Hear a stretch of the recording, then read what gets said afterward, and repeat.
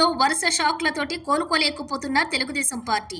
సర్వేపల్లిలో వైకాపా జోరు. సర్వేపల్లి నియోజకవర్గం మనుబోలు మండలం వీరంపల్లి గ్రామం నుండి తెలుగుదేశం పార్టీని వీడి వైఎస్ఆర్ కాంగ్రెస్ పార్టీలో చేరిన 12 కుటుంబాలు.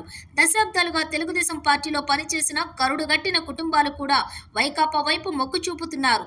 సోమిరెడ్డి రైతుల ధాన్యానికి గిట్టుబాటు ధర కల్పించకుండా మిల్లర్ల దగ్గర, ధాన్యం దళారుల దగ్గర, వ్యాపారుల దగ్గర 50 కోట్ల రూపాయల ముడుపులు మింగి మా గొంతు కోశాడంటూ తీవ్ర ఆగ్రహం వ్యక్తం చేస్తున్న సర్వేపల్లి రైతాంగం.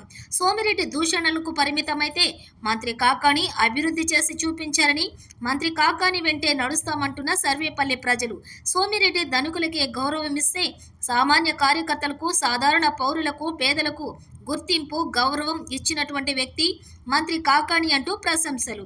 సర్వేపల్లి నియోజకవర్గంలో మంత్రి కాకాని 50,000 పైచిలకు మెజారిటీతో విజయం సాధిస్తూ ఉండటంతో అన్ని వర్గాల ప్రజలతో పాటు తెలుగుదేశం పార్టీ కార్యకర్తల నుండి కూడా అందుతున్న ఆశీస్సులు.